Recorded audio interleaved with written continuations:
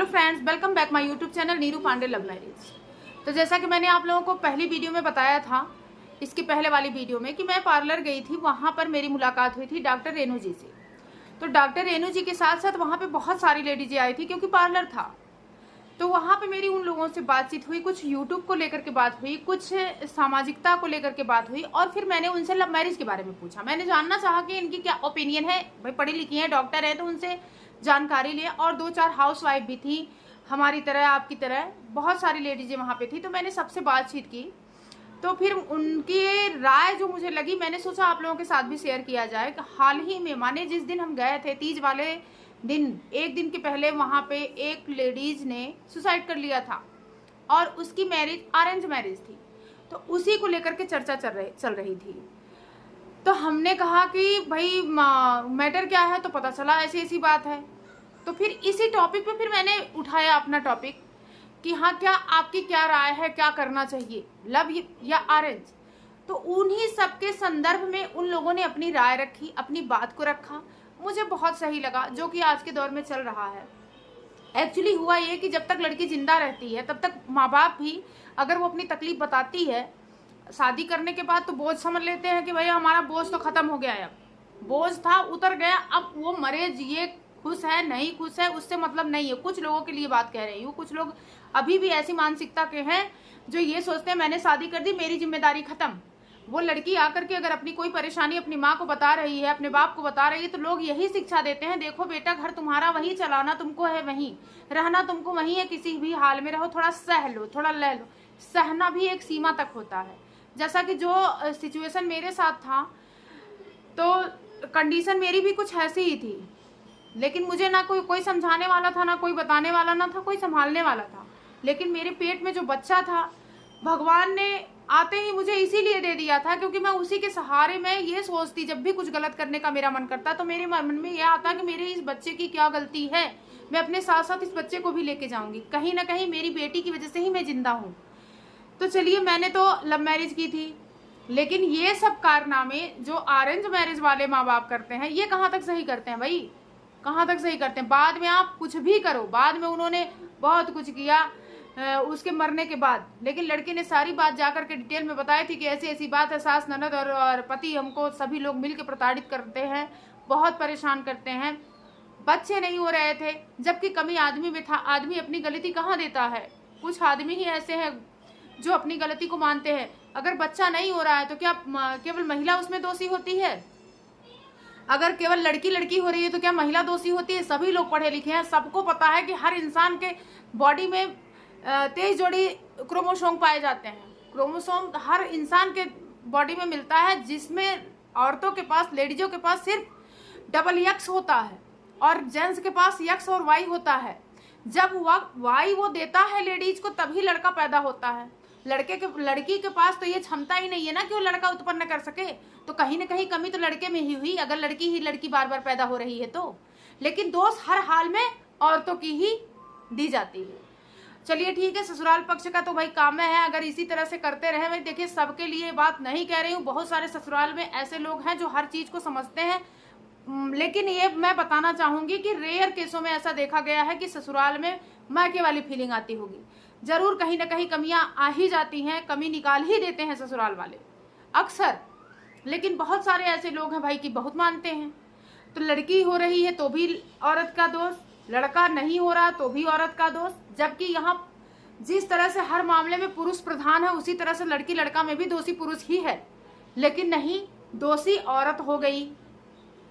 पढ़े लिखे होने के बाद भी गंवारों की तरह बिहेव करना। हम कहते हैं लड़की हो चाहे लड़का हो, आती वहीं से है जहां से लड़का आएगा, वहीं से लड़की भी आती है। इनफैक्ट लड़कियां और ज्यादा करने की कोशिश करती हैं अपने माँ बाप के लिए, अपने परिवार के लिए, अपने समाज के लिए।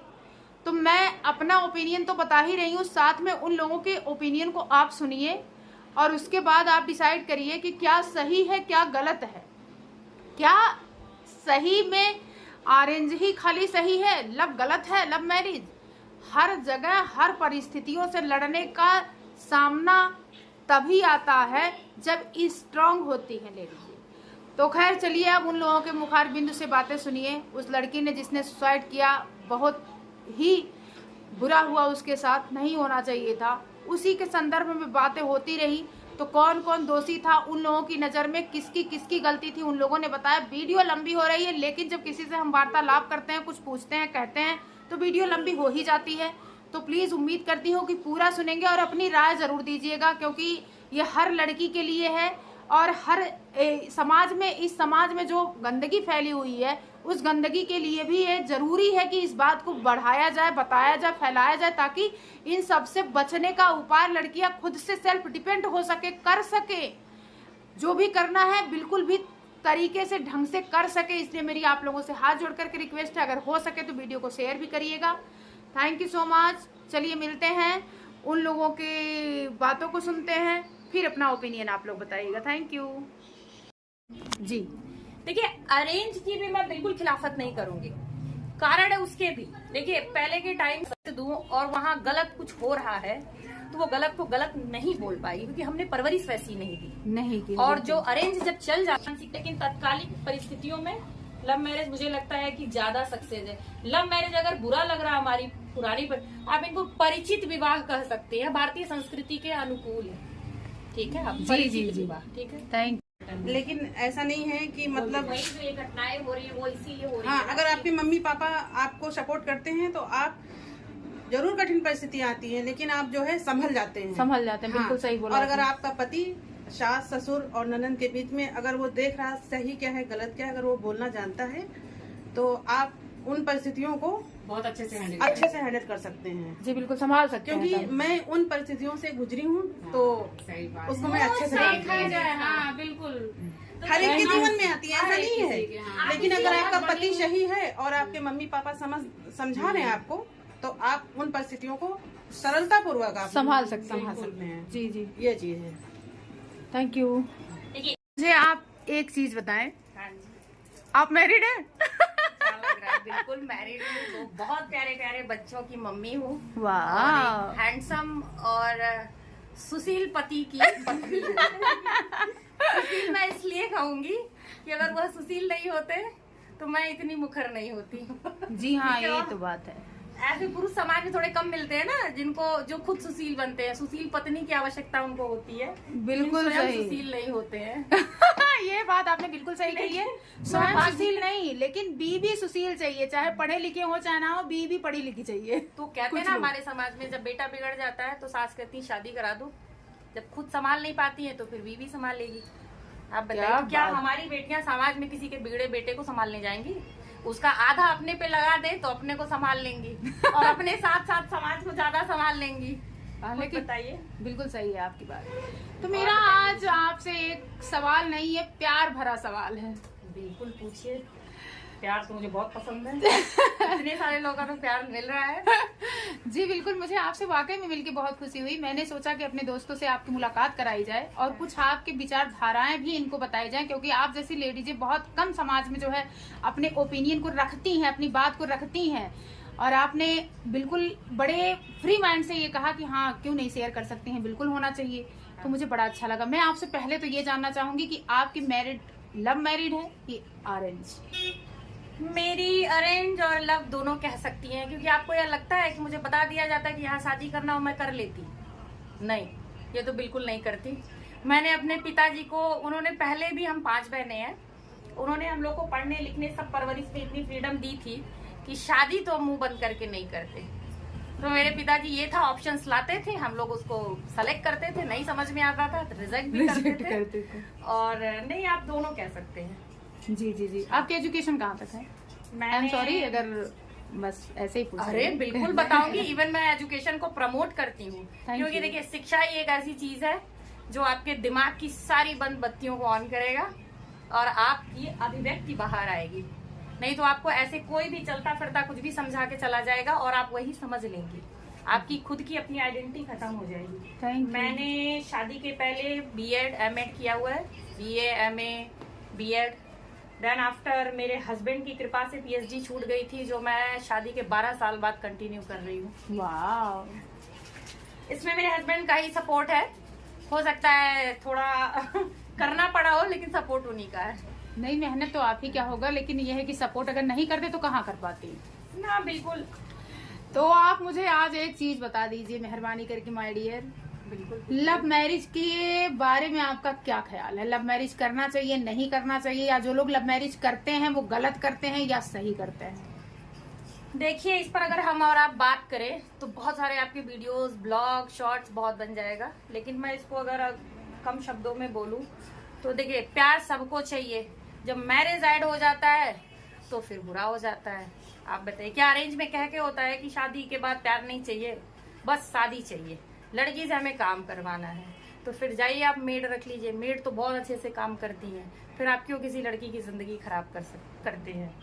देखिए, लव मैरिज मुझे लगता है ठीक है, लड़के लड़की को एक दूसरे को जानना चाहिए, क्योंकि एटलीस्ट रहना उन्हीं दोनों को है। जब वो दोनों प्रेम से रहेंगे तभी घर में शांति भी रहेगी। लेकिन तथाकथित जो माता पिता हैं, उनकी अपने ईगो रहते हैं, वो सोचते हैं कि बच्चे क्या डिसीजन लेंगे। लेकिन हमें लगता है कि ये बताइए कि जितनी नौकरियां बुड्ढों को क्यों नहीं रखी जाती है? क्योंकि एक टाइम के बाद मान लेना चाहिए कि हमारा माइंड एक्सपायर हो रहा है, बस हम जो है अनुभव बता सकते हैं, करता तो हमारा यंग जनरेशन है। देखिए, शादी बड़े कितने सारे मैं अरेंज भी जानती हूँ जिनमें शादियां नहीं चलती हैं या कलहपूर्ण चलती है, विवादित चलती हैं। इतने सारे सुसाइड केसेस होते हैं, उनमें भी सामंजस्य नहीं बैठता है। लव मैरिज में लोगों का दिक्कत ये हो जाता है, लड़के लड़की ऑलरेडी अगर एक दूसरे को समझ रहे हैं, ईर्ष्यावश या परिस्थितियां ऐसा लोग उत्पन्न कर देते हैं कि उनको सहयोग नहीं करते, इस वजह से शादियों में दिक्कत आती है। बिल्कुल सही बात। फिर लोग कहते देखो चला नहीं, आप भी उनको उसी तरीके का सहयोग करें। कोई विवाद हो, मन मुटाव हो, तो आप उसमें हस्तक्षेप करिए। तो दहेज नहीं मिलता है ना, लव मैरिज में दहेज नहीं मिलता है। अब देखिए, दहेज और भिखारी और मांगना, ये चीजें ऐसी है जो कंटिन्यू चले। यदि आपकी लालच की है तो लालच का अंत नहीं है। नहीं है, सही बताइए, ये सही मतलब मेरे कहने की नहीं, ये तो हर कोई अपने जीवन में अनुभव किया होगा। देखिए, लालच का अंत नहीं है। नहीं है। जो रिक्शा वाला वो 1 लाख दहेज मांग रहा है, जो थोड़ा उससे आया 2 लाख मांग रहा है, 10 लाख मांग, 20 लाख, करोड़ों चल रहे हैं। उसके बाद बताइए, फिर भी दहेज नहीं, फिर भी उनके घर की चीजें खत्म नहीं होती। कलह रहता है, फिर भी चीजें चाहिए होती है। कितने सारे ऐसे उदाहरण हैं। लेकिन मुझे लगता है कि शादी जानी पहचानी होनी चाहिए, प्रेम पूर्वक होनी चाहिए। लड़के लड़की के साथ परिवार में भी प्रेम होना चाहिए, और लव मैरिज में ये सब प्रेम आ जाते हैं, लेकिन लोग एक्सेप्ट नहीं करते हैं। उनका ईगो बीच में आ जाता है। उनका ईगो बीच, मेन कारण उनका ईगो। मेरी मर्जी से नहीं, मेरी मर्जी से नहीं चला। लोग फिर बीच में बहुत ज्यादा उनका ये होता है ना कि सपोर्ट करना तो दूर की बात है, वो यह गलत साबित करने में, लड़के पक्ष के लोग यह गलत साबित में, तुमने गलत सेलेक्ट किया, तुम गलत थे, देखो तुम गलत थे। लड़की में भी बहुत बड़ा दोष, उनके घर वाले भी देखो तुमने बेटा अपने से डिसीजन लिया, गलत लिया। बात मानी होती तो ऐसा नहीं वैसा होता। और जब यही माता पिता गलत शादियों में अपनी बच्चियों को फंसा देते हैं तो कहते बेटा तुम्हारी किस्मत। मैं तो बहुत सोच समझ के किया था, क्या करे। और सबसे बड़ा जो इसका दुष्परिणाम होता है वो लड़कियां झेलती हैं। सही कह रही हैं, लड़कियां झेलती हैं, और अपनी जब शादी खुद की बेटी के करवाते हैं तब वो किस्मत हो जाती है। वो किस्मत हो जाती, कारण रहता अपनी गलती, तब भी वो नहीं मानते हैं वाह, कि हमारी गलतियों की वजह से तुम्हारा जीवन खराब हुआ, और हम इस चीज की रिस्पॉन्सिबिलिटी ले रहे हैं। मुझे तो बहुत ज्यादा गुस्सा आता है समाज में, जितनी लड़कियां सुसाइड करती है, मैं बताऊं, उनके ससुराल पक्ष से ज्यादा दोष उनके मायके पक्ष का होता है। क्यों? कारण है, मैं खुद 12 साल मैरिड लाइफ रही हूँ, ठीक है, मैं बहुत मतलब भाग्यशाली रहूंगी कि हमारे माताजी पिताजी का रहा है कि देखिए लाइफ में एक शादी नहीं चली, एक मतलब पति ससुराल के बाद आपके बच्चे हैं, माता हैं, पिता हैं, 20-22 साल आप कहीं और भी रहते हैं। जी जी जी। क्या वो सब भूल के आप 3-4 जन की वजह से सुसाइड कर ले? जिंदगी बहुत बहुमूल्य है, बहुत बहुमूल्य, ठीक है। और उसको जहां हम गए, जहां तक पहुंच गए, क्लास फर्स्ट से बच्चा एग्जाम, सोशल, कितनी चीजें फेस करते हुए वहां पहुंचता है। कुछ चीजें नहीं बैठी तो फिर वो लड़की सुसाइड कर ले? नहीं। उसके घर वाले कहते हो, जो किसी तथाकथित जमाने में था, तब तो शायद हमारा संसद भी नहीं कहता था, हमारा कानून भी नहीं कहता था लड़कियों को बराबर का हक है।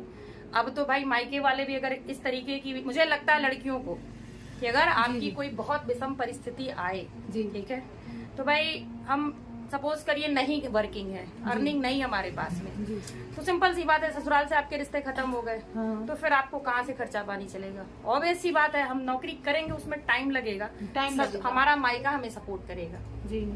उसके कारण है, पहले होता था नैतिकता चलती थी, अब तो हमारा गौर भाई आप प्यार से कर रहे हैं तो अच्छी बात है, अदरवाइज हमारी जो बनती है आप दीजिए भाई के जैसे। नहीं करते ना, यही तो प्रॉब्लम होती है, माँ बाप भी नहीं सपोर्ट करते हैं। ससुराल तो चलिए ठीक है, हम उनके सगे हैं नहीं है, हमारा ब्लड रिलेशन नहीं है, ठीक है। जी। गलती सुसाइड में या लड़कियां जो सबसे ज्यादा मायके का होता है, मायके का होता है, क्योंकि वो सोचते हैं कि हमने शादी कर दी, हमारी जिम्मेदारी खत्म, स्टिल मुक्त हो गया। अभी इस जमाने में मैंने देखा है कि बेटा बेटी दोनों को प्यार से पाल रहे हैं, एक ही जैसे पाल रही है माँ। एक टाइम के बाद में वो दूसरे के घर की, अब उस बच्ची के मन से आप पूछिए कि कैसे वो दूसरे की, फिर वो लड़की के साथ में मान लीजिए कि वो पहले अपना मायका तो देखी रहती है, अगर कोई इस तरीके की कंडीशन आती है तो वो वापस कैसे जाएगी? सबसे इजी है मैं वहाँ प्रॉब्लम देने जाऊँ, इससे अच्छा तो कल का यही बता रही हूँ। खुद बताइए आप, क्योंकि जो यही रीजन बनता है ना, तो इसके पीछे मनोवैज्ञानिक रूप से कौन कारण है? मायका है, मायका ही है, मायका है बिल्कुल। और मायके में भी मैं बोलूं, जो कि हमारी जो माँ रही है, हमारी जो दादी रही है, उनको अशिक्षा की वजह से ये चीजें रही है। वो भी जो है पुरुष, ये हमारा तो समाज वैसे ही पीत प्रधान रहा है, तो वो भी वही पुरुष मानसिकता में अपनी बेटी की बलि चढ़ा देती है। अगर माँ जहाँ मजबूत पड़ती है वहाँ बेटी के साथ कभी ऐसा नहीं होता भाई। जब बेटा, कितने बेरोजगार लड़कों के परिवार को भी पालते हैं माँ बाप, क्यों? आप बताइए क्यों पालते हैं? क्योंकि बेटा है, क्योंकि वो बेटा है, यही तो मानसिकता है ना, क्योंकि वो बेटा है, हमारे वंश को आगे बढ़ाने वाला है, यही मानसिकता। वंश ठीक है, देखिए जो चीजें हम पुरानी चीजों को कभी भी, मैं खुद भी पुरानी चीजों की पक्षधर रही हूँ, मैं पसंद करती हूँ। अब ये मत कभी सोचिएगा क्योंकि मेहंदी लगाना था तो मैं वेस्टर्न कपड़े, मुझे लगता है कि मैं भारतीय संस्कृति और कल्चर को बहुत पसंद करती हूँ, फॉलो करती हूँ, परंतु मुझे लगता है कि जो समय समय पे ये जो सुधार होती रही है, चीजें रही है, कमियों को निकालते रहना चाहिए ना। जैसे हमारी बॉडी एक टाइम के बाद बीमार हो जाती है, हमारी समाज भी होता है बीमार, हमारी सोच भी होती है, तो आप उसको फ्रेश करते रहिए, उसको साफ करते रहिए गंदगी। कुल मिला जुला के लव मैरिज गलत नहीं है, बस समझ बूझ होनी चाहिए। देखिए शादी होती किसकी है? सबसे पहले एक लड़का लड़की, फिर परिवार की दोनों की। और अगर लड़का लड़की एक दूसरे को जाने ही नहीं तो फिर क्या फायदा? दूसरे दिन जाएंगे, जब शादी करके लड़की जाएगी तो कहेगी भाई साहब आपका नाम क्या है, ठीक है। अगर पहले से जानी रहती है तो शायद फिर वो कैरियर पे फोकस करेंगे, परिवार के बारे में फोकस करेंगे। साल 2 साल बाद तो लड़की यही जानने में लगा देती है कि हमारा पति किस नेचर का है, पता नहीं उसको पढ़ाई पसंद नहीं है, किस मतलब मानसिकता का है, तो वो सब तो बिल्कुल जान लेना चाहिए। आप मान रहे हैं? बहुत ऐसा नहीं है कि मतलब उधर से बहुत पॉजिटिव चीजों को वही चीज है। फिर अगर बचपन मैं तो यहाँ तक बोलती हूँ कि मेरे मम्मी पापा, जो मेरे मम्मी पापा हैं, अगर मैं 7 जन्म लूँ तो मेरे मम्मी पापा जैसे मैं उन्हीं की बेटी हर बार हूँ, क्योंकि मेरे पापा ने कभी गलत नहीं सिखाया और मेरी मम्मी ने कभी आज तक, मतलब मैं सोचती हूँ कितनी भी कठिन परिस्थितियाँ मेरे जीवन में आई, लेकिन उन्होंने हमेशा मेरे को समझाया। और उसमें आज आंटी जी आप भी बोलिए, आप भी बोलिए कुछ। तो मैं तो हमेशा मतलब सब जगह बोलती हूँ कि नहीं, अगर मेरे मम्मी पापा हो तो 7 जन्मों तक मैं इन्हीं की बेटी बनूं।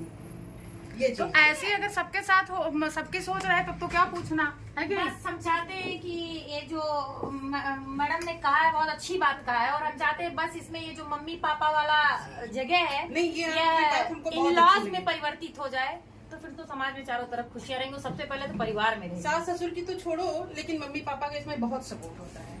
मैं मानती हूँ इसमें तो ये लड़कियों की लाइफ में बहुत इम्पोर्टेंट होती है, क्योंकि सेटल में उनके पूरे विकास से लेके और आफ्टर मैरिज में भी बहुत बहुत ज्यादा एक अच्छे मम्मी पापा तो जिंदगी बना देते हैं। चलो आप लोग मम्मी पापा कभी बुरे नहीं होते हैं। नहीं, ये बात तो है, समझदारी और समझाना अलग चीज होती है कि आपके ससुराल में क्या चीज हो रही है। हम उनको कहते नहीं मम्मी ऐसी बात है, तो नहीं, मेरी माँ पास्टू सिखाती है ना, नहीं ऐसा नहीं। जब हम 4 लोग इकट्ठा होते हैं तो यही सोचते हैं ना अच्छा होगा, ये चीज है कि कम से कम एक दूसरे की बातों को रखा जाता है, समझा जाता है, उनकी समझ मुझे मिलती है, समझ में आती है। कुछ ऐसी परिस्थितियाँ होती हैं कि हमको लगता है कि नहीं हम डिवोर्स ले लें, नहीं हम ऐसा कर लें, बिल्कुल, लेकिन फिर मेरे माँ बाप अगर समझाते हैं तो हम उन कठिन परिस्थितियों को पार कर लेते हैं। बिल्कुल बिल्कुल सही है। इवन फिर ये अनुभव आपको और ज्यादा मजबूत बना मेरे पापा यहाँ तक कि मेरी नंद की शादी में आए तो मैं अकेली ही बहू थी अपने मतलब सास ससुर की, तो मैंने सुना तो मेरे पापा ने कहा कि देखा आज जो है इतनी फैमिली पूरी बैठी हुई थी कि हीरे की चमक अलग होती है, आज देख रहे हो आप। तो हमने कहा हाँ पापा ये बात तो सही, ये चीज तो आपके अच्छे विचार, उनकी सीख, माँ बाप के अच्छी सीख में आपके पेरेंट्स, बार बार हर एक से कहती हूँ, लोग अपने मम्मी पापा के बारे में बोलने लगते हैं, मैं कहती हूँ नहीं, मेरे मम्मी पापा जैसे सबके होने चाहिए। और मैं तो यहाँ तक ईश्वर से हमेशा कहती हूँ कि सात जन्म अगर मैं लूँ जन्म, तो मेरे यही माँ बाप मेरे को इतने अच्छे मेरे मम्मी पापा हैं। Thank you so much, bye bye ji. देखिए, अरेंज की भी मैं बिल्कुल खिलाफत नहीं करूंगी, कारण है उसके भी। देखिए, पहले के टाइम चेंज हो गए, सब कुछ इन्वायरमेंट से, इवन आप देखिए फल फ्रूट सब्जी सब कुछ, तो लोग कहते हैं हमारे जमाने में बहुत प्योर मिलता था, अब नहीं। पहले के लड़कों में भी वो नैतिक मूल्य थे और लड़कियों में भी वो नैतिक मूल्य थे, वो 10 चीजें बर्दाश्त कर लेते थे। अब जब हमने अपनी बेटी को कॉन्वेंट में पढ़ाया है, चीजों के गलत के प्रति गलत बोलना सिखाया है, तो फिर वो कैसे मैं उसको भेज दूं और वहाँ गलत कुछ हो रहा है तो वो गलत को गलत नहीं बोल पाई, क्योंकि हमने परवरिश वैसी नहीं की। और जो अरेंज जब चल जाते थे तब बच्ची बचपन से अपनी माँ दादी बुआ सबको बर्दाश्त करते देखती थी गलत का, तो उसके साथ वही होता था, तो उसको बड़ी बात नहीं लगती थी, बड़ी बात बिल्कुल सही है, चीज को मैनेज कर लेती थी। तो फिर लोग कहते थे देखो पहले अरेंज चल जाता था।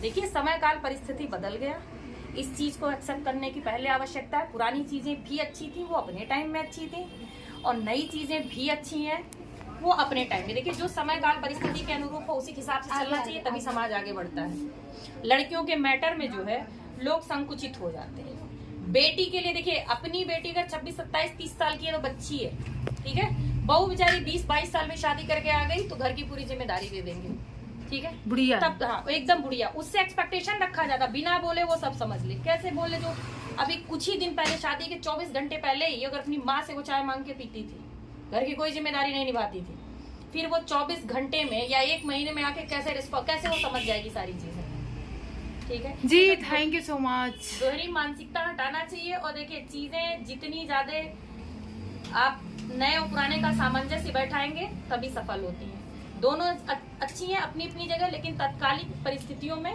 लव मैरिज मुझे लगता है कि ज्यादा सक्सेस है। लव मैरिज अगर बुरा लग रहा है हमारी पुरानी पर, आप इनको परिचित विवाह कह सकते हैं, भारतीय संस्कृति के अनुकूल है, ठीक है। आप परिचित विवाह, ठीक है। Thank you. आपसे मुझे बात करके बेहद खुशी मिली, बहुत ज्यादा अच्छा लगा। बेसिकली मैं टीचर हूं, तो मैं उसी मूड में आ जाती हूँ। टीचर बहुत अच्छी टीचर है आप। Thank you. Happy Teej all of you. फिर से bye bye, happy Teej all of you. Females enjoy करो, मस्ती करो, टेंशन लेने का नहीं, सिर्फ देने का। ओके दोस्तों, धन्यवाद आप लोगों का। फिर मैं आप लोगों के कमेंट का इंतजार करूंगी, क्योंकि ये बहुत ही जरूरी टॉपिक है, तो इसके बारे में मैं आप लोगों के कमेंट का जरूर इंतजार करूंगी। चलिए मिलते हैं नेक्स्ट वीडियो में। Thank you so much, thanks for watching, bye bye.